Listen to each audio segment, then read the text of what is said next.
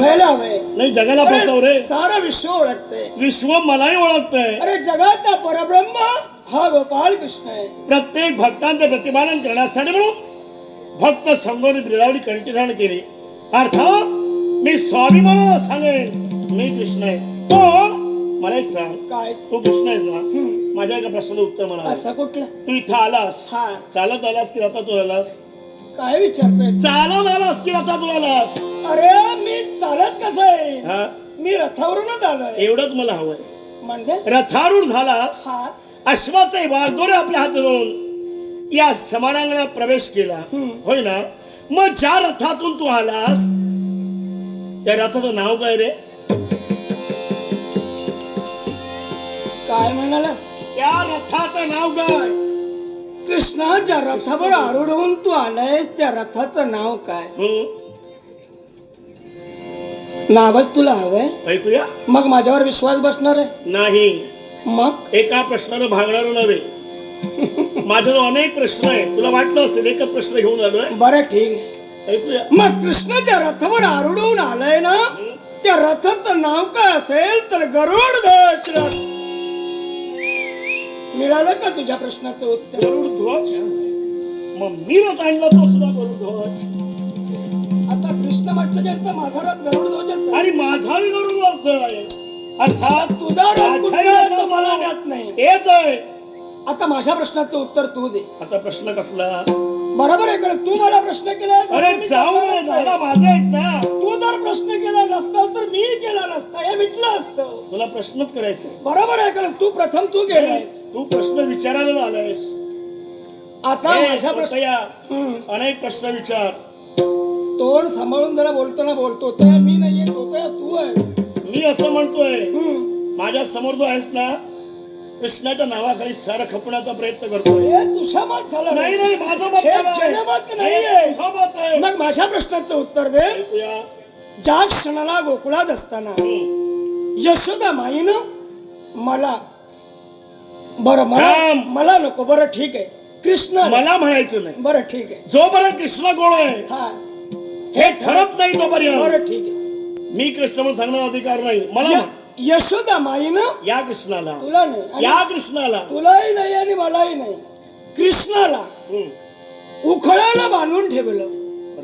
ते दोन वृक्ष उखळाला बांधून ठेवलं. ते दोन वृक्ष ते महाभाग कोण होते? दे प्रश्नाचं उत्तर. त्याला कोण हो? आता तू कृष्ण आहेस ना, म्हणजे तुला ज्ञात असायलाच हवंय. आम्ही कमी नव्हे.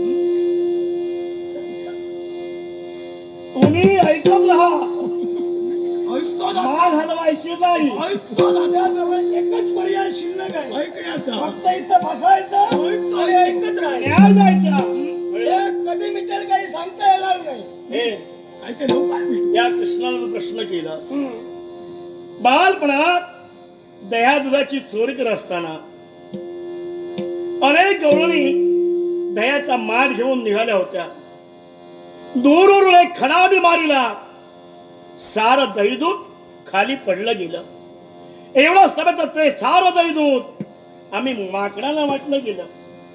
त्याच वेळी हे दृश्य माझ्या मातेनं म्हणजे यशोदा मातेनं पाहिलं आणि मला उखळाला बांधून ठेवलं. पण मी रांगत अंगणातून असताना तू नाही रे कृष्ण, तू नाही. आता मला प्रश्न केला म्हणजे मी बरोबर आहे, पण तू मला सांग कृष्ण. अरे प्रश्न कुणाला केलास तू? तुला केला, पण मी म्हणणारच. अरे पण कृष्णाला नाही केलाय प्रश्न. अरे मी म्हणतोय मी. बरं ठीक आहे, होय ना. तुला मी रांगत मीपणा मला झालेला नाही अजून. मीपणा केलेला नाही. बरं ठीक आहे, मी जमिनीवर आहे. नाही तर कळतंय. दे प्रश्न. म्हणूनच उखळाला बांधिलं. उखळ लहान नव्हतं, एवढं होतं. एवढं. अरे न्यात आहे रे मला. आणि चाल असताना अरे दोन वृक्ष म्हणजे अर्जुन वृक्ष होते ते. त्या वृक्षाला हे उखळ अडकलं. दोन्ही वृक्ष कडाडून खाली पडले आणि दोन दिव्य पुरुष निर्माण झाले आणि आकाश मार्गाने निघून गेले. ते कोण होते माहितीये? कोण होते? कोषाधी अध्यक्ष. आणि साक्षात कोण असेल त्या कुबेराचे 2 पुत्र, एक नलकुवर आणि दुसरा मणिग्रीव. नारदानं त्यांना शाप दिला होता, कारण त्यांना व्यसन फार लागलं होतं. देव असून सुद्धा व्यसन केलं. मद्यपान कसन करून मंदाकिनी सरोवराच्या काठावर अनेक स्त्रियांना घेऊन नग्नावस्थेत स्नान करत होते. नारद मुनींचं आगमन झालं. मान मर्यादा राखली नाही, म्हणूनच अनेक वर्षापर्यंत, 1000 वर्षापर्यंत तुम्ही वृक्ष व्हाल असा शाप दिला. पण वैकुंठीचा नारायण द्वापारयुगात ज्यावेळी अवतीर्ण होईल, त्याच्या पदस्पर्शाने तुमचा उद्धार होईल, उद्धार होईल. अर्थात हे कुबेर पुत्र होते. कळलं? माझी माहिती तशी बरी मिळविलीस तू. नाही, मी शोधत असतो काहीतरी. तुझ्या प्रमाणात मी आहे. मी शोधल्याशिवाय काही बोलतच नाही. बर. मला सांग, रथ घेऊन आलास हा होय ना? हा गरुडध्वज रथाचं नाव. मग ज्या रथाला अश्व बांधले, अश्व किती होते रे? बोल बोल बोल. किती होते अश्व? काय म्हणालास? अश्व किती? कृष्णा जो रथ घेऊन आलायस त्या रथाला अश्व किती? मग ऐक, इतरांच्या रथाला अश्व 2 आहेत, पण कृष्णाच्या रथाला अश्व 4 आहेत. चार आहे. आणि त्यांची नावही मी तुला सांगतोय. सैन्य, सुग्रीव, अल आणि मेघध्वज ही 4 नावं त्या अश्वांचे. बरोबर आहे की चूक आहे? माझ्या निवासस्थानापर्यंत गेलास, बरीच माहिती जवळ केलीस. हा, म्हणजे मी तुझ्याकडून शिकलो. बरोबर आहे. अरे माझ्या जीवनात जे काय घडलंय हे तंतोतंत तू सांगतोय. अर्थात माझ्याहून तू अभ्यास केलाय याचा. अरे जन्मनेत्या बापाला आणि ज्ञानदेत्या गुरुला शब्दाने जिंकणारा मी आहे. काय? हे लक्षात ठेव. हा. गुरुला विसरून कोणी चालणार नाही. पण ज्ञान गुरुचं नाव घेत असताना बापाचं ते नाव घ्यायला हवे स्वाभिमानानं. स्वाभिमानानेच कळलं घेतो. का? मग मला सांग. अरे मी गुरुचं नाव जसं घेतो तसं बापाचंही नाव स्वाभिमानानेच घेतो. मग आज मला अनेक प्रश्न विचारण्यासाठी म्हणून उभा राहिला. आता तू मला प्रश्न केलाय, बरोबर काय आहे? विचारलो तोस? काय वेळ संपत आलेली आहे. वेळ संपली तरी ए, चालेल, गप. किती वेळ जाऊ द्या.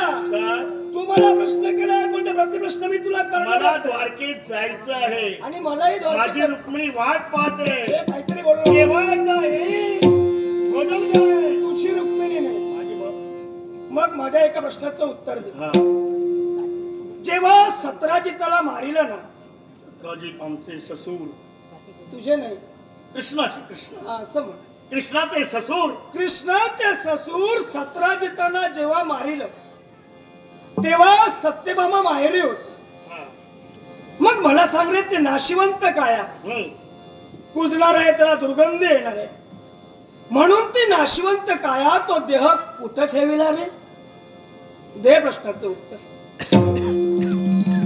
माणसाचं देह म्हणे नश्वर. आज मी हात दाखवतो. आम्ही प्रसंगात आहोत. तुम्ही प्रसंग दे प्रश्नाचं उत्तर दे. सत्यभामा सत्राजित यांची कन्या. आणि आमचे म्हणण्यापेक्षा कृष्णाचा धर्म.